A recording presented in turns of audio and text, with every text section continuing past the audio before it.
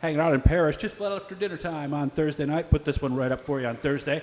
Because the guy in front of me right now, he's going to be racing tomorrow. He's hoping to win 2 in a row. He was at Thunder Mountain Speedway last night. It was a Super DIRTcar Series race. Started on the pole, led every lap. Had some competition coming up on him late in the race. I understand Hunter Lapp had won the last 3 regular series races, or season races at Thunder Mountain. He caught him with 2 laps to go. Zach Sobotka in the new shot, by the way. I guess we'll start there. And it looks like it's almost done. Is it pretty close now, Zach? It's very close. The whole outside's done. The inside, we just finished putting up the steel for the walls. The ceiling's done. Just really need to get some electrical stuff worked out. We have an extension cord currently running our lights. Huh? Yeah, okay. That's running off those pretty much for everything at the moment. Okay, and that's why you're hearing a little echo too, because there's not a lot of other things in this room. So let's talk about last night. Win number 5 on the season for him. He had 10 last year. He estimates right around 33 over his career in this division. So obviously we got off to a good start because of the series format to end up on the pole. So we were good right out of the box, huh? Yeah, I came in pretty good in my time trial. We set a quick time. Definitely a different track, Thunder Mountain. We didn't really know what to expect when we first went on the track. We just kind of threw what we normally have at it for Land of Legends in Brewerton.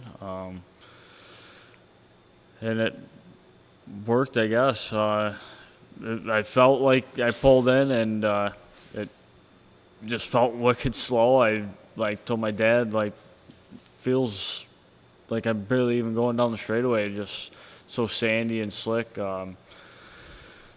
But he told me that I was quick time, and I was definitely surprised. Okay. And obviously set me on the pole for my heat, and Tyler Corcoran, he was on the outside of me, and led every lap of that. And nice. So in the feature, started on the pole, drove away, but you told me someone did start to, what was it, 5 laps to go, I think? You caught traffic or something, right?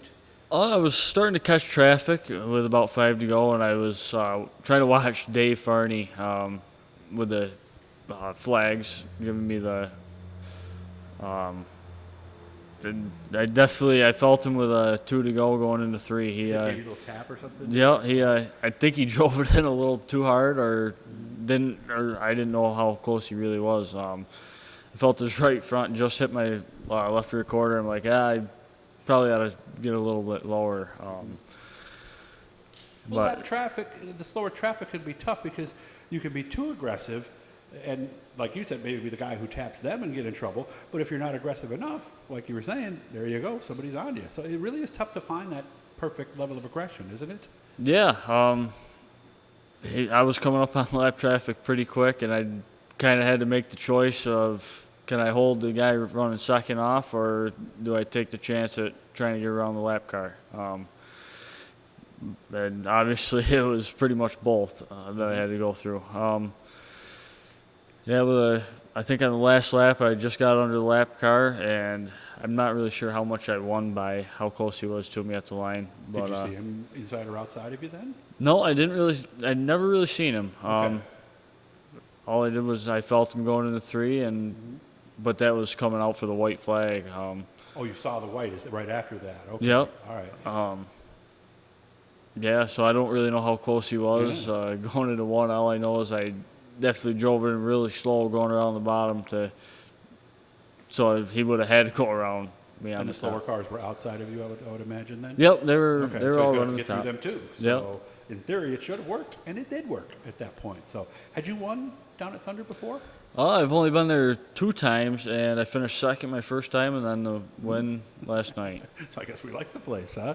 Yeah, yeah. Back to Brewerton on Friday. How are you looking there? I mean, are you in the points chase? I'm not quite into the points. I think we're third or fourth. So you can't get a championship unless a lot of things happen? A lot of things got to go my way. Okay. Yeah, we haven't been running the best there. Not really sure what to do setup-wise there. The track's definitely a lot different. Well, it's a lot slicker this year, guys are telling me, right? Than it's Yeah, been? yeah. The track's it's really slick compared to what it was last year. Racy, It's hard. but slick. Yeah. Okay. So it's kind of, you got to go out there with almost a perfect car every time, and And that doesn't happen much. So no, it how almost about never Canandaigua? happens. I know you're not really in the points chase there. Were you like 4th or 5th or something, I think? I'm second at Second. Canandaigua. So you got to have a shot? It's pretty close between It me is. and Tyler. Okay. Corcoran. All right, yeah, but I haven't looked in a while, so okay. Now, the big thing here is Summerfest is coming up this week. There's races Monday, Tuesday, Wednesday, and Thursday, and then, of course, the weekend starts. So if you wanted to run everything, you could run 9 races in 10 days, but you're not going to do that, are you? It's Which going ones to are be you close. After this weekend with Brewerton and Canandaigua, we got Monday at Weedsport, Tuesdays off, Wednesday at Fulton, Thursday back to Canandaigua, back to Brewerton Friday. I think we take Saturday off, back to Weedsport Sunday, and then I believe Ransomville is that next Wednesday. How are you supposed to work on the car and all with no turnaround days? This is really a situation where a backup car might be pretty handy, right? Yeah, that would definitely be nice right now. I have a frame sitting right over there, but it's It needs not a quite. lot. It needs a lot. It's pretty much Is that just why sitting that there rear as a frame. came today? Is that going to go in the backup car? Yep, or- that's going to go in that car. Okay. Then as soon as that's in, we get to start putting other stuff on it, and hopefully it'll be ready for the end of the year. And the good news about this car is this is the car you won all the races with last year, right? Yep. This other frame. Towards the beginning of the year, we thought we had an issue with it, just because we took it apart and. Oh, that's the frame that was here. Yep. Oh, yeah, because I thought for sure the way you were talking is there was an issue with that car. Yeah. No. We thought there was, because I was fighting a drive problem with it, and it was just wicked loose going through the corner.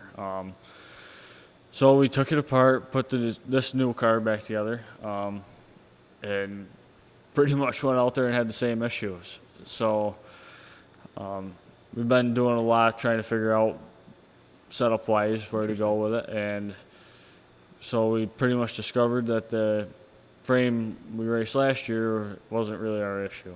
What was the issue? Can you tell me? We've just been messing around with shock-wise, and Just got playing around too much, huh? yeah, we tried quite a bit of stuff at the beginning of the year and kind of tuned ourselves out of what we had Not the going first on. or the last person to do that, guys. I've heard that story from so many people. So we only got about maybe a minute and change left here.